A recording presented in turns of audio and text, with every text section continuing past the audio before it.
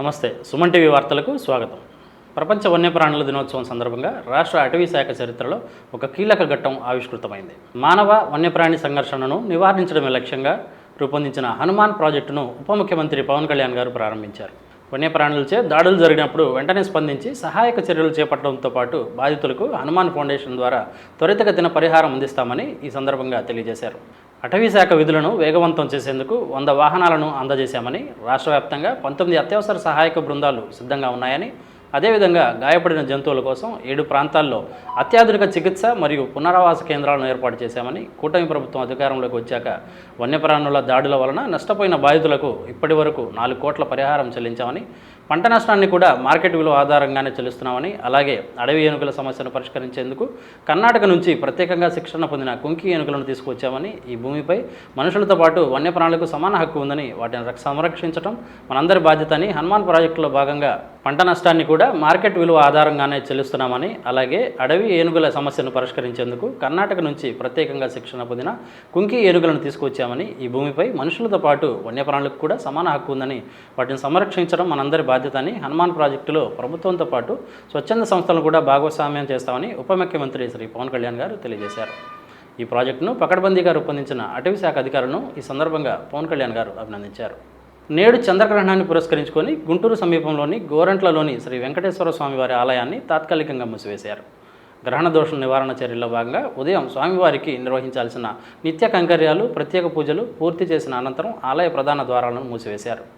నేటి మధ్యాహ్నం 3 గంటల 20 నిమిషాల నుండి సాయంత్రం 6 గంటల 20 నిమిషాల వరకు చంద్రగ్రహణం కొనసాగుతున్నందున ఈరోజు సాయంత్రం 6 గంటల 20 నిమిషాలకు గ్రహణం విడుపు అనంతరం ఆలయ ప్రాంగణాన్ని శుద్ధి చేసి ఆ తర్వాత స్వామివారికి పుణ్యవాహక ప్రత్యేక అభిషేకాలు నిర్వహిస్తామని, ఈరోజు రాత్రి స్వామివారికి శాస్త్రోక్తంగా పూజలు నిర్వహించిన అనంతరం రేపు ఉదయం నుండి భక్తులకు యథావిధిగా సర్వదర్శనాలు కల్పించనున్నట్టు ఆలయ అర్చకులు మరియు కార్యనిర్వాహక అధికారులు ప్రకటించారు. శ్రీ వెంకటాద్రి సమం స్థానం బ్రహ్మాండే నాస్తి కించన వెంకటేశ సమో దేవో న భూతో న భవిష్యతి. పెద్ద దేవాలయంగా వెలుగొందుతూ అన్నపూర్ణ నగర్ కొరంట్ల గ్రామంలో వేంచేసినటువంటి పద్మావతి ఆండాళ్ సమేత శ్రీ వెంకటేశ్వర స్వామివారి దేవాలయంలో ఈరోజు కూడా నిత్య కైంకర్యాలని కూడా పూర్తి చేసుకొని విశేషమైనటువంటి మహాసుదర్శన హోమ యాగం, ఆ యాగాన్ని కూడా పూర్తి చేసుకొని తదుపరి పారాయణలన్నీ కూడా పూర్తి చేసుకొని ఈ యొక్క గ్రహణ సందర్భంగా ఈ యొక్క స్వామివారికి దేవాలయంలో నిత్య కైంకర్యాలన్నీ పూర్తి చేసిన తదుపరి మరలా దేవాలయాన్ని మూసివేసి తెల్లవారి తర్వాత 8 గంటలకి ఆ యొక్క స్వామివారి దేవాలయాన్ని తెరిచి తర్వాత శుద్ధి కార్యక్రమాలన్నీ కూడా చేసుకుని దర్శనం ఇవ్వడం జరుగుతుంది మన వెంకటేశ్వర స్వామివారి దేవాలయంలో. అదేవిధంగా మరి రేపు ఏప్రిల్ 19, 20, 21, 22, 23 మహాకుంభాభిషేకాన్ని అనేటువంటి పెద్ద క్రతువుని మనం ఈ దేవాలయంలో నిర్వహించుకుంటూ ఉన్నాం. కాబట్టి ధ్వజస్తంభ ప్రతిష్ట మహోత్సవాలు, తిరుపతుల నుంచి పీఠాధిపతులు, అట్లాగే యజ్ఞాలు చేసేటువంటి పెద్ద పెద్ద గురువులు వస్తారు. వాళ్ళ దర్శనం చేత మన యొక్క ఆయురారోగ్య ఐశ్వర్యాలు పెరుగుతాయి, భోగభాగ్యాలన్నీ కూడా పెరుగుతాయి, ఆ బాధలన్నీ కూడా తొలగిపోతాయని చెప్పినటువంటి సంకల్పాన్ని మన దేవాలయ ఆలయ చైర్మన్ గారైనటువంటి కంచర్ల ఆంజనేయులు గారి యొక్క ఆధ్వర్యంలో ఈ యొక్క కార్యక్రమాలన్నీ, ఎర్రంశెట్టి వేణుగోపాల్ గారి యొక్క ఆధ్వర్యంలో ఈ కార్యక్రమాలను జరుగుతూ ఉన్నాయి. ఓం శాంతి శాంతి శాంతి. లోకా సమస్త సుఖినో భవంతు. కూటమి ప్రభుత్వంలో పేదవాడి ఆరోగ్యానికి పూర్తి గ్యారంటీ ఉంటుందని, అనారోగ్యానికి భయపడాల్సిన అవసరం లేదని గుంటూరు తూర్పు ఎమ్మెల్యే ధీమా వ్యక్తం చేశారు. ముఖ్యమంత్రి శ్రీ నారా చంద్రబాబు నాయుడు గారి ఆదేశాల మేరకు నియోజకవర్గంలోని లబ్ధిదారులకు భారీ ఎత్తున ముఖ్యమంత్రి సహాయ నిధి సీఎంఆర్ఎఫ్ చెక్కులను మంగళవారం పంపిణీ చేశారు. నియోజకవర్గానికి చెందిన పలువురు లబ్ధిదారులకు 40 లక్షల విలువైన సీఎంఆర్ఎఫ్ చెక్కులను ఎమ్మెల్యే తన కార్యాలయంలో స్వయంగా అందజేశారు. గత 18 నెలల స్వల్పకాలంలో గుంటూరు తూర్పు నియోజకవర్గంలో 9.67 కోట్ల రూపాయల విలువైన వైద్య సహాయాన్ని అందించడం జరిగిందని, రాష్ట్రంలో సంక్షేమం, అభివృద్ధితో పాటు వైద్య, విద్యా రంగాలను ప్రభుత్వం అత్యంత ప్రాధాన్యత కలిగిస్తున్న రంగాలుగా గుర్తించి ముందుకు సాగుతోందని, కేవలం వైద్యమే కాకుండా గూగుల్ వంటి దిగ్గజ అంతర్జాతీయ సంస్థలను రాష్ట్రానికి రప్పించడం ద్వారా నిరుద్యోగ యువతకు ఉజ్వల భవిష్యత్తును ప్రభుత్వం నిర్మిస్తోందని ఈ సందర్భంగా మహమ్మద్ నజీర్ కొనియాడారు. తమ న్యాయమైన డిమాండ్లను పరిష్కరించాలని కోరుతూ anganwadi workers and helpers union CITU ఆధ్వర్యంలో లాడ్జ్ సెంటర్ వద్ద నుండి భారీ నిరసన కార్యక్రమం నిర్వహించారు. అంగన్వాడీలకు కనీస వేతనం 26,000 రూపాయలు ఇవ్వాలని, చాలని జీతాలతో అంగన్వాడీలు తీవ్ర ఇబ్బందులు పడుతున్నారని ఆవేదన వ్యక్తం చేశారు. గతంలో ఇచ్చిన హామీలను ప్రభుత్వం విస్మరించిందని, తక్షణమే తమ సమస్యలను పరిష్కరించకపోతే ఆందోళనను మరింత ఉధృతం చేస్తామని ఈ సందర్భంగా అంగన్వాడీలు ప్రభుత్వాన్ని హెచ్చరించారు. ఈ గవర్నమెంట్ని మేము అడుగుతున్నది ఏంటంటే, మాకు గౌరవ వేతనం సరిపోవటం లేదు, శాలరీ పెంచమని అడుగుతున్నాము. 11,500 ఒక కుటుంబంలో నలుగురు ఉంటే అది వారికి సరిపోతుందా? మరి భర్త లేని వాళ్ళు ఉన్నారు, వదిలేసిన వాళ్ళు కానీ, చనిపోయిన వాళ్ళు కానీ, ఇంకా అనేక రకాలుగా వికలాంగు టీచర్స్ ఉన్నారు, హెల్పర్స్ ఉన్నారు. మరి హెల్పర్స్కి వచ్చేసరికి 7,000 శాలరీ వస్తుంది. మరి ఆ 7,000 రూపాయలతో ఆ కుటుంబం బ్రతికిద్దా? పిల్లలను చదివించుకోవాలి. సంక్షేమ పథకాలు ఏదన్నా అడిగితే మేము అందరికి ఇస్తున్నాం అంటున్నారే కానీ అందరికీ రావటం లేదు. సిఎఫ్ఎంఎస్ కోడ్తో మేము ఒక గవర్నమెంట్ ఉద్యోగి అని చెప్తున్నారు. గవర్నమెంట్ ఉద్యోగికి 11,500 నా జీతం వచ్చేది. మరి మీ ఎమ్మెల్యేలకి, మంత్రులకి వచ్చేసరికి కేవలం ఫోన్ బిల్లు 9,000 రూపాయలు ఇస్తున్నారు నెలకొచ్చి. ఫోన్ బిల్లు మరి 9,000 రూపాయలు అవుతుందా? మేము మీ కోరికల్ని 8 డిమాండ్లను తీర్చాము అంటున్నారు. ఏ డిమాండ్లు తీర్చారో చెప్పమని మేము అడుగుతున్నాము. ఉపయోగం లేని డిమాండ్లను తీర్చి అవసరమైన దానిని మేము అడుగుతుంటే దానిని గొంతిమ్మ కోరిక అని అంటున్నారు. ఇది గొంతిమ్మ కోరిక ఎలా అవుతుంది?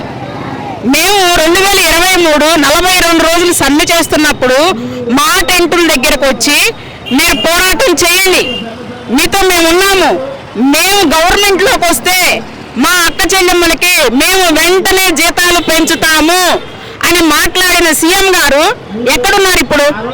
మేము కనిపించటం లేదా? అలాగే నిరసన తెలియజేస్తున్నాము. మీరు పర్మిషన్ ఇచ్చాక మేము నిరసన తెలియజేస్తున్నాము. మరి రాత్రికి రాత్రి వారిని అరెస్ట్ చేయాల్సినంత అవసరం ఏంటి? ఆడవాళ్ళమే కదా మేము నిరసన తెలియజేసినంత మాత్రాన్ని మిమ్మల్ని ఏమైనా చేస్తామా? మాకు చాలని జీతంతో అరాకొర ఆకలితో ఉంటున్నాం. మేము కడుపు నిండక రోడ్డు మీదకి వచ్చి మాకు జీతం పెంచండి మహాప్రభు అని మిమ్మల్ని వేడుకుంటున్నాం. ఇది కనిపించడం లేదా మీకు? మేమేం గొంతెమ్మ కోరిక అడగటం లేదు, జీతం పెంచండి అయ్యా అని బ్రతిమాలుకుంటున్నాం మిమ్మల్ని. ఒక్కసారి గవర్నమెంట్ మమ్మల్ని అర్థం చేసుకోవాల్సిందిగా తెలియజేసుకుంటున్నాం. ఆల్ ఇండియా బంజారా సేవా సంఘం ఆధ్వర్యంలో హోలీ పండుగ వేడుకను మంగళవారం గుంటూరులో ఘనంగా నిర్వహించారు. సంత్ శ్రీ సేవాలాల్ మహారాజ్ సంస్మరణతో ప్రారంభమైన ఈ వేడుకలు గిరిజన తండాల సందడిని తలపించాయి. ఈ ఉత్సవానికి రాష్ట్ర వ్యాప్తంగా ఉన్న బంజారా ప్రతినిధులు, సోదర సోదరీమణులు భారీ సంఖ్యలో తరలివచ్చారు. హోలీ కేవలం పండుగ మాత్రమే కాదని బంజారాల ఐక్యతకు చిహ్నమని నిర్వాహకులు తెలియజేశారు. బంజారా మహిళల సాంప్రదాయ నృత్యాలు, జానపద కళలు ఈ కార్యక్రమానికి ప్రత్యేక ఆకర్షణగా నిలిచాయి. ఆల్ ఇండియా బంజారా సేవా సంఘం రాష్ట్ర ప్రధాన కార్యదర్శి రాంబాబు నాయక్, గుంటూరు జిల్లా అధ్యక్షులు జటావత్ నాగ ఆంజనేయులు నాయక్ మరియు పలువురు ప్రముఖులు ఈ కార్యక్రమంలో పాల్గొన్నారు. అమెరికా స్వార్థంతోనే పశ్చిమాసియా దేశాల్లో యుద్ధం జరుగుతోందని సిపిఐ జాతీయ నాయకులు కె నారాయణ తెలిపారు. 3వ ప్రపంచ యుద్ధంగా ఈ పరిణామాలు చోటు చేసుకునే అవకాశం ఉందనే చర్చ జరుగుతోందని ఆయన తెలియజేశారు. ఎవరు ఆరంభించారో వారే యుద్ధానికి ముగింపు పలకాలని హితవు పలికారు. కొత్తపేట సిపిఐ కార్యాలయంలో మంగళవారం నారాయణ మీడియాతో మాట్లాడారు. యుద్ధాల ప్రభావంతో ఆయిల్, ఇతర నిత్యావసర వస్తువుల ధరలు పెరిగి పేద మధ్యతరగతి వర్గాల ప్రజలు ఇబ్బందులు పడే అవకాశం ఉందన్నారు. అదేవిధంగా ధార్మిక సంస్థల్లో రాజకీయ నాయకులు, ప్రైవేట్ కాంట్రాక్టర్ల ప్రమేయం లేకుండా చూడాలని డిమాండ్ చేశారు. అవినీతి కార్యకలాపాలకు ఐఏఎస్, ఐపీఎస్లు దూరంగా ఉండాలని సూచించారు. బీజేపీ సర్కార్ వ్యవస్థలను నిర్వీర్యం చేస్తోందని ఆరోపించారు. నక్సల్స్ ఫ్రీ దేశంగా కాకుండా కేంద్ర ప్రభుత్వానికి చిత్తశుద్ధి ఉంటే పేదరికం లేని దేశంగా భారతదేశాన్ని తయారు చేయాలని నారాయణ సవాల్ విసిరారు. ఈ సమావేశంలో సిపిఐ నేతలు జంగాల అజయ్ కుమార్, కోట మాల్యాద్రి, మేడా హనుమంతరావు, ఆగిటి అరుణ్ కుమార్, రావుల అంజిబాబు పాల్గొన్నారు. నిన్న ఇరాన్ దాడులు దానిపైన ఎక్స్ప్లెయిన్ చేశాం. మళ్ళీ దానిపైన ఇంకా ఎక్కువ చేయాల్సిన పని లేదు. మీరంతా బాగానే టెలికాస్ట్ చేశారు, చూశారు. అయితే దీన్ని 3వ ప్రపంచ యుద్ధంగా మారుతుందా అనేటువంటి సంశయం వస్తూ ఉంది. ఎందుకంటే ప్రపంచం మొత్తం రెండుకి చీలిపోయింది. చైనా, రష్యా, ఉత్తర కొరియా, వియత్నాం అన్నీ ఇరాన్ సపోర్ట్ చేస్తుంటే అమెరికా దాని మిత్ర దేశాలు ఇరాన్ మీద ఇంకా దాడి చేయాలని చెప్తా ఉన్నాయి. ఒక శుభపరిణామం ఏంటంటే బ్రిటన్ వాళ్ళు మేము ప్రత్యక్షంగా ఇరాన్ వ్యతిరేక ఉద్యమంలో పాల్గొము అని చెప్పేశారు. It's a good sign. అదేవిధంగా కొన్ని ఇతర దేశాలు కూడా అలాంటి లైన్ తీసుకోవడం మంచిది. ఎందుకంటే ఇరాన్కి దగ్గర దేశాలు కావు ఇవి. ఇజ్రాయెల్ కానీ అమెరికా కానీ పక్క దేశాలు కావు. పక్క దేశం కానప్పుడు అంత దూరం నుంచి వచ్చి టార్గెట్ చేసి కొట్టాల్సిన అవసరం ఏమొస్తుందంటే కేవలం స్వార్థం. ప్రపంచం ఏమన్నా అయిపోని అమెరికాకు న్యాయం జరగాలి. న్యాయం కాదు, అన్యాయమైన న్యాయం జరగాలి. ప్రపంచంలో ఉన్న ఆస్తులు మొత్తం స్వాధీనం చేసుకోవాలి. దానికోసం ఎంతకైనా బరి తెగిస్తాను అని నెలకొకటి చంపుతాను, ఇంక వరుస పెట్టి చంపుతాను. ఇప్పుడు క్యూబాను కూడా టార్గెట్ చేస్తానని చెప్పేసి చెప్తా ఉన్నాడు. అంటే అర్థం ఏంటి? ఏ దేశంలో కానీ ఆ దేశ ప్రజానీకం ప్రభుత్వాన్ని ఎన్నుకోకూడదా? ఆ దేశ ప్రజలు ఎన్నుకున్న ప్రభుత్వం ఉండకూడదా? ఎందుకంటే ఆమె ట్రంప్ నామినేట్ చేయమని చెప్పండి అన్ని ప్రపంచ అన్ని దేశాలకి, ఇంక్లూడింగ్ ఇండియా. మోడీని కూడా తీసి పారేయమని చెప్పండి, సరిపోతుంది. ఇది ఒక దుర్మార్గమైన చర్యలు చేస్తున్నప్పుడు ప్రపంచ ప్రజాస్వామ్యం కళ్ళు మూసుకుంటూ లాభం లేదు. నాకే సంబంధం లేదు కదా అనుకుంటే రేపు అందరికీ సంబంధం ఉంటుంది. ఇప్పుడు మన పైన ఆన్సర్ విధించినప్పుడు మనకి వద్దని చెప్పి మోడీ చెప్పగలిగితే మోడీని కూడా చంపేస్తూ ఉంటాడు. కాబట్టి ఏముంది, వాడు వచ్చే యుద్ధం చేసేది కాదు కదా, అక్కడి నుంచి మిసైల్స్ వదిలిపెట్టడం కదా. ఇది ఒక అత్యంత దుర్మార్గమైన చర్యలు పూనుకుంటున్నటువంటి అమెరికా. దాన్ని వ్యతిరేకించేటువంటి పద్ధతులు అందరూ యూనిట్ కాకపోతే కుదరదు. భారతదేశం నాయకత్వం వహించాలా, ఎందుకంటే ప్రపంచంలో పెద్ద దేశం అందే. భారతదేశంలో ఒక వెయిట్ ఉంది, ఒక రెస్పెక్ట్ ఉంది, ఒక గౌరవం ఉంది. కాబట్టి భారతదేశమే మన ప్రధాని చొరవ చూపించి యుద్ధాన్ని ఆపండి అని తీసుకోవాలి. యుద్ధాన్ని ఆపండి ఎవరు ఆపాలి? ఎవరు దురాక్రమణ చేస్తున్నారు? ఇరాన్ దురాక్రమణ చేసిందా? ఇజ్రాయెల్ దురాక్రమణ చేసిందా? అమెరికా దురాక్రమణ చేసింది? చాలా. అంటే యుద్ధం ఆపండి ఎవరు ఆపాల్సింది? ఎవరు స్టార్ట్ చేసే వాళ్ళు ఆపాలా? ఆ మాట ఏం చెప్పరు. మరి భారతదేశం కూడా ఏం చెప్తా ఉంది? యుద్ధం ఆపని చెప్తా ఉంది. ఎవరు ఆపాలా? మోడీ ట్రంప్ ఆపితే అన్నీ ఆగిపోతాయి. ఆయన సమాజం కొట్టినప్పుడంటే పులిని మేకని ఒకే ఘాటు కట్టి ఇద్దరికి న్యాయం చేయాలంటే కుదరదు. అందులో ఇరాన్ వాళ్ళ సంపదను వాళ్ళు కాపాడుకోవడానికి ప్రయత్నించుకుంటున్నారు. అంతేకాని వాళ్ళు పోయి అమెరికా మీద ఇజ్రాయెల్ పైన దాడులు చేయలేదు. సుమన్ టీవీ వార్తలు ఇంతటితో సమాప్తం. చూస్తూనే ఉండండి సుమన్ టీవీ గుంటూరు. నేను మీ షేక్ షుకూర్ బాషా.